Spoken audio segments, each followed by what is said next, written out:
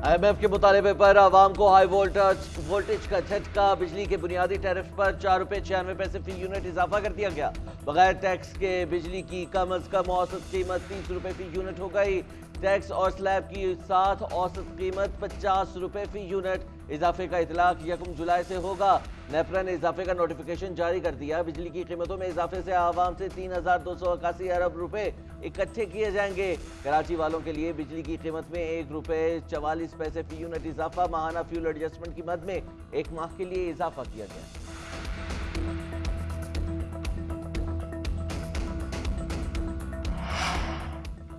वज़ीर-ए-आज़म शहबाज शरीफ का IMF की MD क्रिस्टालिना जॉर्जिया से टेलीफोनिक रब्ता। मुआहदे में अहम किरदार अदा करने पर इज़हार तशक्कुर। मुआहदे पर अमल दरामद करने की यकीन दहानी। कहा उम्मीद है अगले माह बनने वाली निगरान हुकूमत भी मुआहदे पर कायम रहेगी। आपने पाकिस्तान की मुश्किल में करोड़ों गरीबों का एहसास किया। आपके कीमती ताउन का शुक्रिया।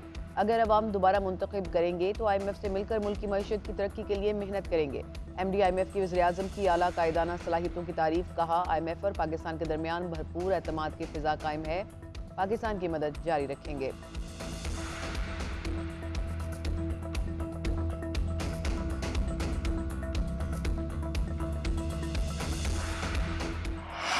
कर्ज मंजूरी के साथ ही दूसरे इक्तिसादी जायजे के लिए IMF की नई शराइत। प्रॉपर्टी सेक्टर और ज़राई शोबे पर टैक्स आयद करने का प्लान मांग लिया। प्रॉपर्टी और ज़राई सेक्टर में हमआहंगी से महसूलात बढ़ाई जा सकती हैं। नए टैक्स आयद करने का इख्तियार नई हुकूमत को होगा। आलमी बैंक की तजावीज़ भी ली जाएंगी। ज़राए के मुताबिक FBR का प्लान मंजूर हुआ तो मिनी बजट आने का इम्कान है। IMF की डायरेक्टर जूली कॉजेक का कहना है कि नया प्रोग्राम पाकिस्तानी मईशत को सहारा देगा। प्रोग्राम इस बात की यकीनी बनाने के लिए है कि अदायगियों के मौजूदा तवाज़ुन की ज़रूरत पूरी हो जाए। पाकिस्तान को मुख्तलिफ किस्म के चैलेंजेस का सामना है। मुसलसल इस्लाहात की ज़रूरत होगी। जामे तरक्की के इम्कानात को मजबूत करने और निजी सरमायाकारों के लिए साजगार माहौल पैदा करना होगा। IMF हमेशा पाकिस्तान के साथ काम करने के लिए तैयार है।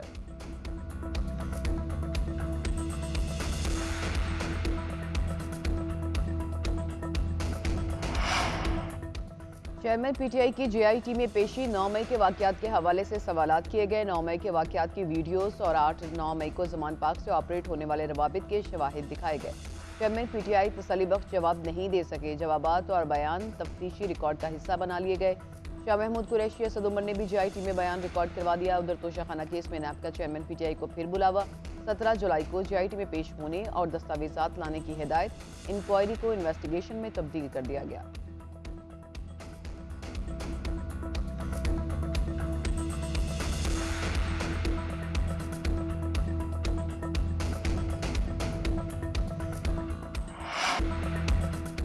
चेयरमैन PTI को गिरफ्तार किया जा सकता है। 9 मई के मास्टरमाइंड के ठहरे में लाए जाएंगे। इस शख्स से डायलॉग नहीं हो सकता। हर हल्के में उम्मीदवार लाएंगे।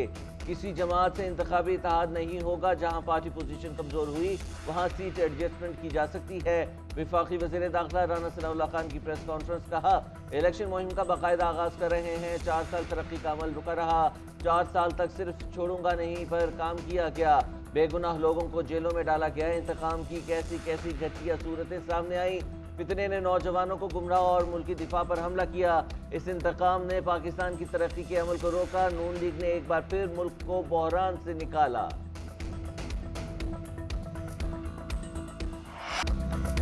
अदलिया बुनियादी हकूक की मुहाफिज है। आइन में बुनियादी हकूक का मकसद अवाम को खुश रखना है। फर्द की खुशी खानदान की खुशी में मुज़मिर है।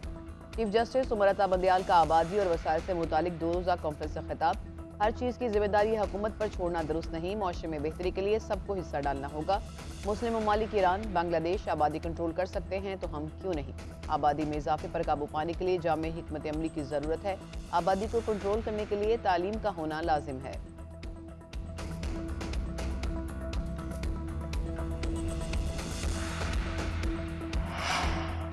इलेक्शन कमीशन का आम इंतखाबात में आरोज के लिए एक बार फिर अदलिया से रुजू का फैसला। आरोज के लिए तमाम हाई कोर्ट के चीफ जस्टिस साहिबान को मरासिल लिखे जाएंगे। चीफ इलेक्शन कमिश्नर और मेंबरान अदलिया से आरोज लेने के मरासलों की मंजूरी देंगे। मामले पर सियासी जमातों को भी इत्तेमाद में लिया जाएगा। अदलिया से अफसरान न मिलने पर इलेक्शन कमीशन ब्यूरोक्रेसी से आरोज की तैनातियाँ करेगा। मुल्क भर में 859 रिटर्निंग अफसरान की तैनाती की जाएगी।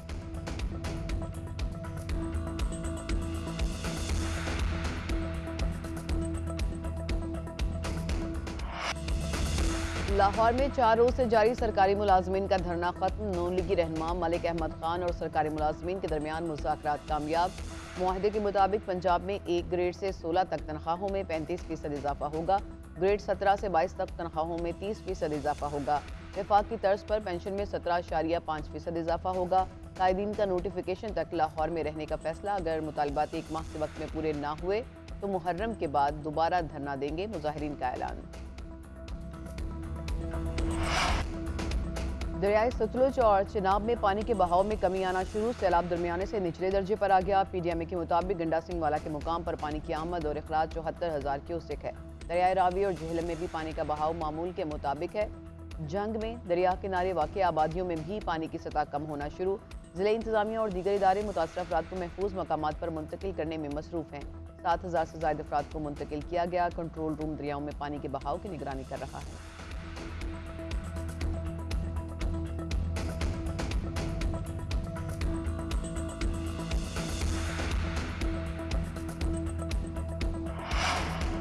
मानसून बारिशों का एक और स्पेल। इस्लामाबाद, रावलपिंडी, गुजरांवाला, सियालकोट, भिंबर समेत कई इलाकों में बारिश। गर्मी का जोर टूट गया। जनूबी पंजाब, बलोचिस्तान, खैबर पख्तूनख्वा में मजीद बादल बरसने की पेशगोई। लाहौर, कसूर, मुल्तान, डेरा गाजी खान में भी बारिश होगी। बारखान, कोहलू, योब, कलास, तुजदार, चित्राल, दीर, सवात, एबराबाद, माराकंड, कोहाट में बादल बरसेंगे। नशीबी इलाके ज़िले आब आने का खदशा। महकमा मौसमियात का कहना है कि बारिशों का ये सिलसिला 17 जुलाई तक जारी रहेगा।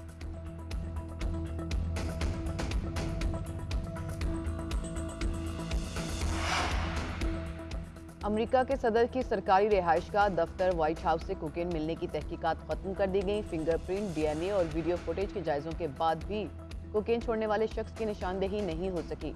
अमेरिकी सीक्रेट सर्विस इस हसास नौयत के मामले की तहकीकात कर रही थी।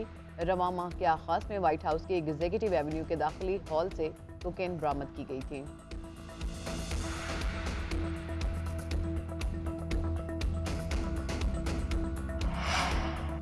अमरीकी सदर बाइडन ने 8,04,000 तलबा का 39 अरब डॉलर का कर्जा माफ कर दिया। महकमे तालीम ने ऐलान किया कि 20 से 25 साल तक माहाना इनकम के करने वाले तलबा के कर्जे माफ कर दिए गए। बहुत तवील अरसे से कर्जदार तालिब इल्म अपनी तालीम के अखराजात की बर वक्त अदायगी की वजह से मुश्किलात का शिकार थे। अमरीकी सदर के इक़दाम से निज़ाम तालीम में मौजूद खामियों को दूर करने में मदद मिलेगी। इमर्जिंग एशिया कप में पाकिस्तानी शाहीन्स का फातिहाना आगाज। पाकिस्तान ने नेपाल को 4 विकेटों से हरा दिया। नेपाल ने पहले बैटिंग की और पूरी टीम 37 ओवर्स में 179 रन बनाकर आउट हो गई। शाहीन्स ने 180 रन का हदफ 32.5 ओवर्स में 6 विकेटों के नुकसान पर हासिल कर लिया। शाहनवाज धानी की बेहतरीन बॉलिंग 5 खिलाड़ियों को आउट किया। वसीम जूनियर ने 4 विकेटें हासिल की। पाकिस्तान शाहीन्स का दूसरा मैच 17 जुलाई को मुत्तहिदा अरब अमारात के खिलाफ होगा। 19 जुलाई को पाकिस्तान शाहीन्स और इंडिया ए के दरमियान जोड़ पड़ेगा।